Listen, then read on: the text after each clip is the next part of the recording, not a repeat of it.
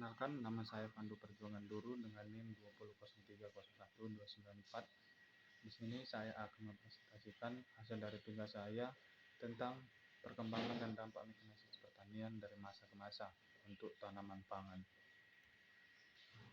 Dalam perkembangan mekanisasi pertanian, kita akan membahas 4 topik. Yang pertama, apa itu mekanisasi pertanian? Yang kedua, sejarah perkembangan mekanisasi pertanian. Yang ketiga, dampak dari mekanisasi pertanian itu sendiri.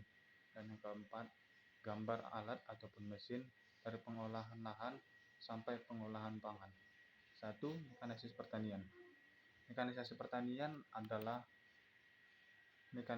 elemen penting dalam transportasi dan modernisasi sistem pertanian tersebut dan memegang peranan kunci dalam memperbaiki dan meningkatkan produksi pertanian, terutama di negara-negara yang sedang berkembang. Mekanisasi pertanian merupakan penggunaan teknologi mekanisasi dalam berbagai operasi usaha tani dan kemudian mengambil alih manusia dan ternak dalam proses produksi pertanian. Perubahan teknologi pertanian ini dari tenaga manusia dan tenaga ternak ke tenaga mesin atau mekanisasi dalam pertanian akan cenderung meningkatkan permintaan mesin oleh petani. Power dan mesin merupakan bagian internal dari pertanian modern, sehingga perkembangan penggunaan mesin pertanian dalam pertanian modern menciptakan permintaan baru oleh petani untuk dapat meningkatkan luas dan intensitas tanam, mempercepat pekerjaan, menekan biaya, mengurangi losses, dan meningkatkan produksi. Kita masuk ke topik kedua tentang sejarah perkembangan mekanisasi pertanian. Jadi, awal mekanisasi pertanian itu pada tahun 1950. Jabatan Pertanian Rakyat pindah ke Jakarta. Sehubung dengan dibentuknya negara Indonesia Serikat atau RIS, kegiatan mekanisasi pertanian ditandai dengan pemanfaatan alat mesin pertanian peninggalan pemerintah Belanda dari Rice Estate di Seaton atau Nusantara Tenggara Timur dan Rice Estate Gombe di Kriuk, Papua sebagai model awal ataupun cikal bakal pengembangan mekanisasi pertanian modern di Indonesia. Di antaranya dengan penggantian bowong, artinya kebowong, yaitu tenaga manusia yang dikerbaukan atau sebagai penarik baja atau garu dalam pengolahan tanah untuk digali dengan tenaga hewan ataupun mesin. Di lahan perkebunan alat mesin Gian Moldboard Plow yang ditarik traktor Claurel telah digunakan di pabrik gula Jatiroto, Jawa Timur untuk pengolahan tanah sistem Renoso atau cemplongan tebu. Kita masuk ke dekade 1960 sampai 1970. Di dekade ini peralatan mesin bantuan dari Eropa Timur dan traktor kecil dari Jepang diperkirakan didistribusi sebanyak 10.000 unit dalam kaitannya dengan pengembangan mekanisasi pertanian di Indonesia. Namun, pada periode ini pengembangan alat mesin pertanian mengalami pergeseran dari penggunaan alat mesin pertanian besar menjadi lebih kecil seperti traktor tangan untuk pengolahan tanah, pompa air, dan penggilingan padi atau rice milling unit. Hal ini karena alat mesin pertanian besar dari Eropa didesain untuk lahan kering, petakan luas, dan lahan yang diolah datar. Kita masuk di dekade 1970 sampai 1980. Pada periode ini, mekanisasi pertanian lebih berkembang karena adanya masukan ilmu dan teknologi. Ini ditandai dengan adanya sejumlah studi teknik pertanian. Pada tahun 1974, peralatan mesin pertanian mulai dirintis oleh NV Hasikala dengan mendatangkan traktor mini 12,5 HP merek Kubota. Kemudian PT Antara dan Co. ataupun CO juga memasarkan traktor mini 13 HP merek Sato dan PT Andipa memasarkan traktor mini 15 HP merek Shibabura. Kita masuk di dekade 1980 sampai 1990. Pengembangan mekanisasi pertanian pada awal periode ini diwarnai dengan meningkatnya peran swasta dan makin efektifnya kerjasama antar pihak Departemen Pertanian Pusat dan daerah. atau provinsi, kantor wilayah dan kabupaten atau kota, kantor dinas pertanian, serta kerjasama antar pemerintah dengan swasta dan pihak lain yang terkait juga makin kuat. Pada tahun 1981 sampai 1982 dikembangkan mesin perontok padi atau power thresher tipe IRRI yang telah dimodifikasi. Di samping itu, petani juga telah menggunakan traktor tangan, pompa air, dan sprayer untuk membasmi hama penyakit tanaman. Kita masuk dalam dekade 1990 sampai 2000. Seleksi atau pemilihan tingkat teknologi adalah merupakan bagian penting dalam adopsi atau penerapan suatu teknologi alsintan. Model matrik pemilihan tingkat teknologi alsintan adalah suatu model sistem pendukung pengambil kebijakan atau Decision Support System atau DSS. Model ini dikembangkan untuk membantu pemilihan tingkat teknologi alsintan yang sepadan dengan kondisi wilayah penerapannya, serta rekomendasi sistem pengelolaan. Berdasarkan model matrik tersebut, selanjutnya dikembangkan peta kesepadanan tingkat teknologi alsintan untuk lahan saswa potensial di Indonesia. Berdasarkan pertimbangan aspek sistem mekanisasi, peta tersebut dengan jelas memberikan arahan pemilihan tingkat teknologi alsintan yang akan diterapkan untuk lahan potensial di Indonesia. Kita masuk bagian 3 dari dampak mekanisasi pertanian.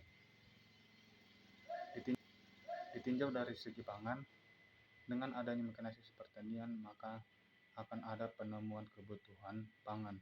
Hal ini dikarenakan pada umumnya penghidupan masyarakat pedesaan dari sektor pertanian.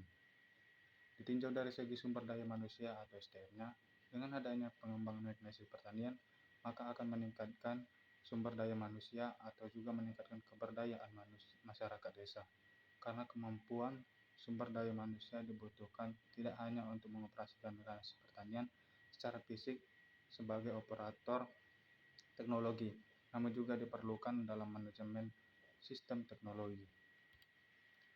Jika ditinjau dari segi ketenaga kerjaan, kontribusi mekanisasi pertanian untuk tanaman pangan ditandai dengan meningkatnya kebutuhan tenaga kerja pada pengolahan lahan, karena makin langkanya tenaga kerja manusia dan ternak pada daerah beragregasi yang mempunyai intensitas tanam tinggi.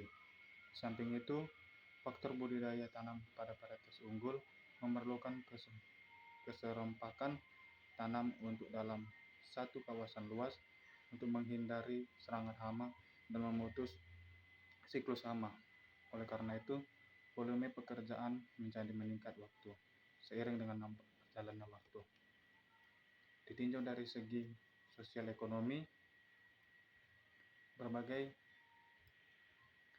studi menyebutkan bahwa alat ataupun mesin pertanian memiliki kaitan sangat erat dengan dinamika sosial, ekonomi, dan sistem budaya pertaniannya.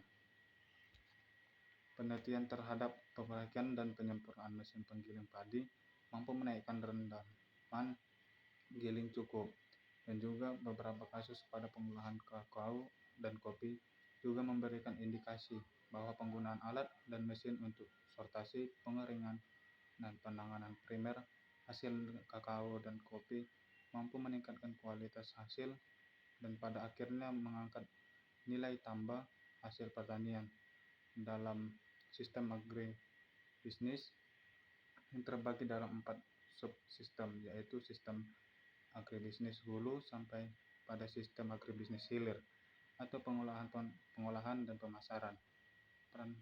Peran alsintan ataupun alat dan mesin diperlukan.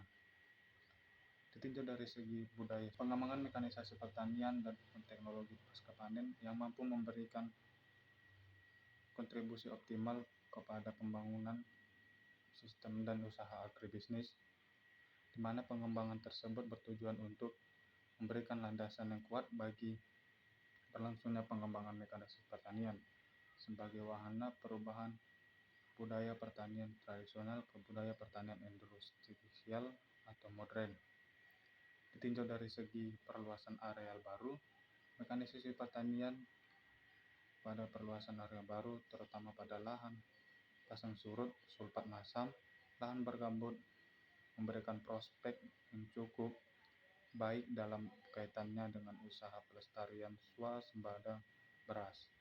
Hasil penelitian, studi, dan pengamatan di berbagai ekosistem tersebut memberikan indikasi bahwa marginalitas lahan tersebut bersifat dinamis, di mana unsur waktu, perkembangan teknologi budidaya padi, kelembagaan ahli teknologi memegang peranan penting dalam mematangkan tanah.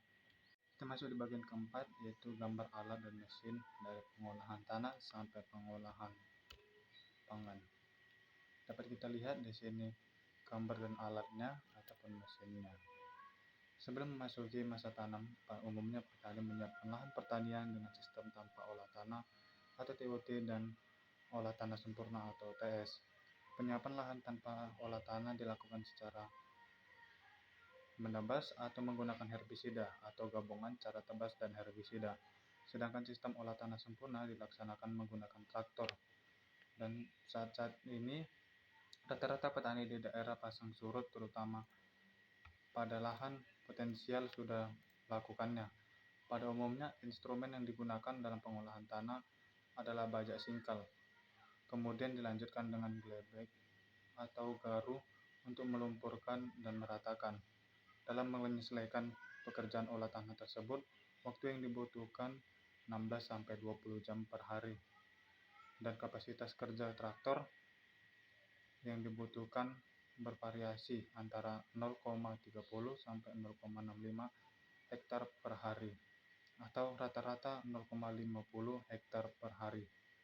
Umumnya pada tanah-tanah mineral, kapasitas kerja traktor lebih tinggi dibandingkan pada tanah gambut.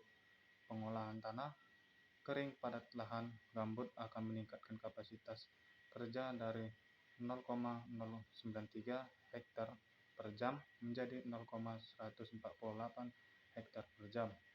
Sedangkan penggenangan di tanah mineral akan meningkatkan kapasitas kerja dari 0,100 hektar per jam menjadi 0,115 hektar per jam. Selain jenis tanah ataupun lahan, kapasitas kerja traktor juga dipengaruhi oleh jumlah vegetasi yang tumbuh dan sisa tanaman. Hasil penelitian menunjukkan bahwa kapasitas kerja traktor pada lahan yang bersih lebih tinggi dibandingkan pada lahan bersemak. Sedangkan pada lahan yang kondisinya lunak atau lembek dan tergenang, pengolahan tanah dapat langsung dikerjakan menggunakan glebing. Penggunaan traktor saat ini sudah menjadi kebutuhan utama petani untuk mengolah tanah, mengingat pengolahan tanah dengan tenaga buruh dianggap menjadi semakin mahal. Hal ini seiring juga dengan berkurangnya ketersediaan tenaga kerja karena telah beralih profesi ke non-pertanian, serta meningkatkan upah buruh. Di samping lamanya waktu pengolahan tanah, kondisi tersebut mendorong petani untuk menggunakan tenaga traktor dan mesin perontok padi. Hasil ini tampak dari tingkat adopsi traktor yang meningkat dari 15,2% pada tahun 1990 menjadi 19,4% pada tahun 1993. Sedangkan tingkat adopsi mesin perontok padi meningkat lebih tinggi, yaitu dari 15,4% menjadi 25,6%. Namun demikian, peningkatan permintaan akan jasa mesin perontok pada tingkat ketersediaan kapasitas pelayanan yang relatif rendah tersebut mengakibatkan pula peningkatan sewa real dari mesin perontok padi di pedesaan. Kita masuk alat dan mesin tanam.